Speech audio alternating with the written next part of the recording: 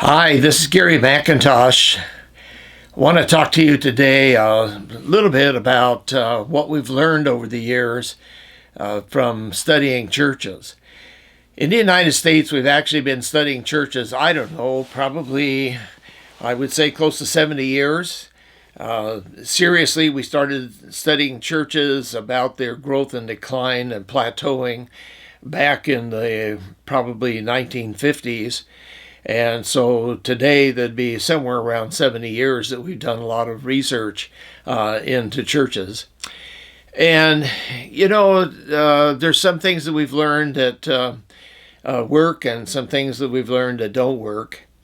And so I thought I'd just take a few minutes to talk to you about one of the things that we've learned that does work. And that is that growing churches need to be S.L.A.M, S-L-A-M.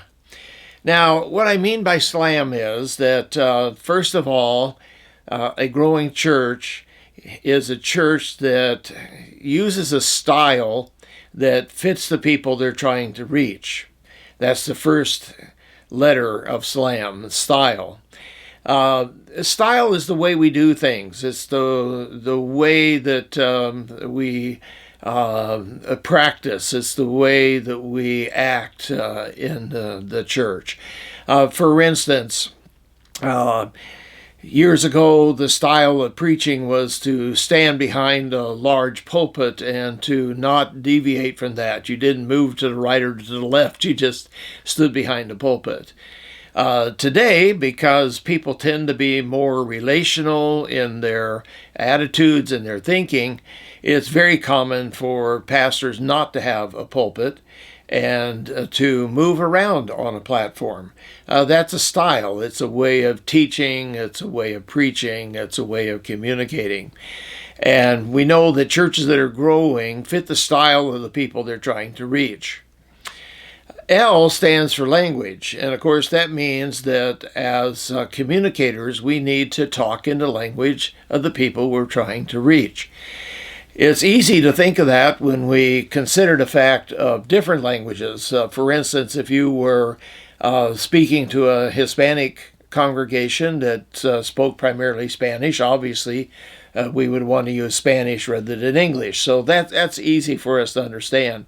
What's more difficult sometimes to understand is to realize that different generations, different people who come from different walks of life, they use different kinds of language.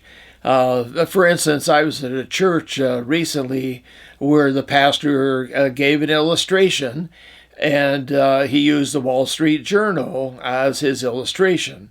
And in that article that he read, it included a lot of language that had to do with finance.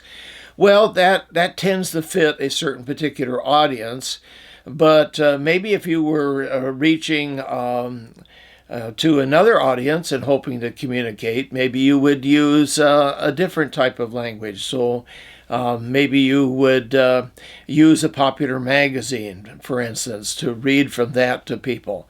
You have to know your people. You have to know what language they use, and you need to use that kind of language when you are speaking to them so that you communicate well. So we have style and we have language, and then we have aesthetics. Aesthetics refers to the concept of beauty. What do people think of as beautiful?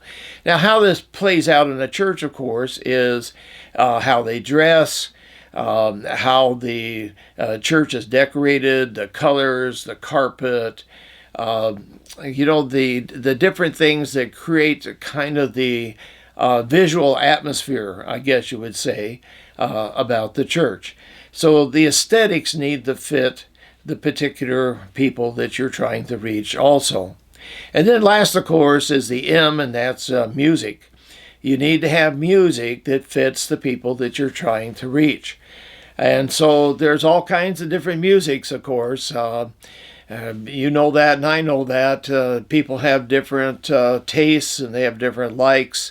And depending on the congregation you have, you're going to have to select music that fits that particular congregation or that particular group of people that you're trying to reach. So what we've discovered over the years is that a church that has S.L.A.M, that ministers in the style, in the language, in the aesthetics, and in the music of the people that they're trying to reach, those churches tend to grow. You need to think about this when you look at your own church. What style do you have? Does it fit the people you're trying to reach? What language do you use? Does it communicate to the people that you're trying to share the gospel with?